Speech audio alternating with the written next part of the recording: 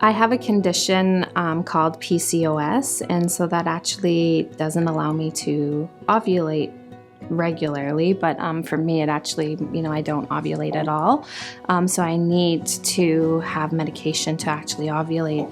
I underwent fertility sessions to get pregnant. I remember when I first started fertility and even talking to my doctor that I didn't know what was going to happen and whether I would have kids. So then I remember my husband and we started researching about adoption and everything.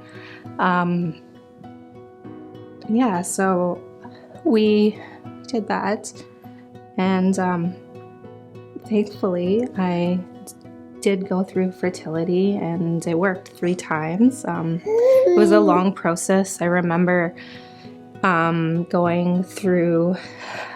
to all of the appointments, daily ultrasound appointments, and having to go through all fertility. And it was a process for sure, but thankfully, this is our baby number 3, and everything did turn out, and it did work out for us.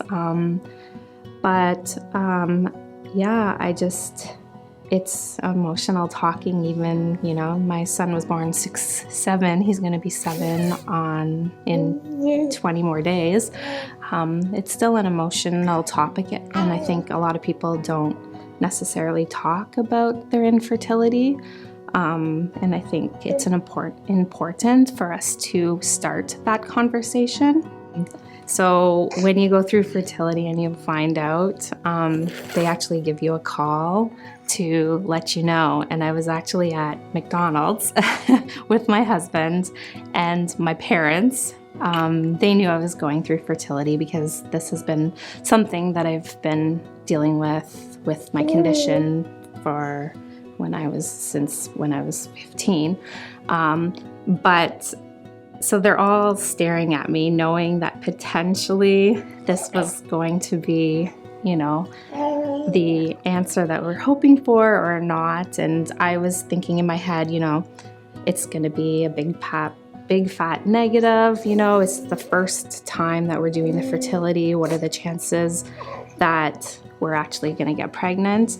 And they said, congratulations, you're pregnant. And I started bawling in the middle of McDonald's, and my dad, being the jokester that he is, tells me as soon as I get out, my husband's looking at me thinking, okay, is this good or bad? Because I'm bawling. And so when I finally told them the news, my dad says, well, I guess we're gonna have to call them Ronald. So it's kind of a cute little story, but I'll always remember when I found out, and I was obviously overjoyed and happy. And my favorite part of being pregnant is just those initial movements. I remember turning to my husband, who could not feel the movements even if he could. I would say, oh, feel my belly. And he would feel my belly, and he would not feel anything, but I could feel the little movements and the little kicks of the little one. It's just an amazing process to have a baby growing in your belly and kicking. All my kids, all 3 of them, they kicked a lot. My least favorite thing about being pregnant was the heartburn. I would say I did get a lot of heartburn during all my pregnancies, and they say that heartburn is because of babies with lots of hair, and none of my babies had hair, so I think that's a bit of a myth. I would say that the most rewarding part of being mom is just being able to see the little children, the little babies that you are nurturing and becoming individuals. I have all 3 of my babies, and they're all very different. And I just love being able to be moms and knowing that they're going to all be very successful in their own different ways. Balancing being a CEO and a mom has a lot of challenges, but I wouldn't want to change it.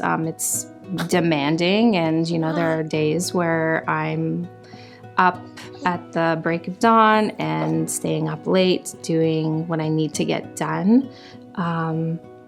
But it's worth it because they're essentially, my business is another baby, so I have 4 babies. The advice that I would give a new mom is to trust your instincts and do what you feel is right for you and your family. And don't get involved with the mom guilt that a lot of us have. Don't worry about what everyone else is doing, and just do what you need to do for your family.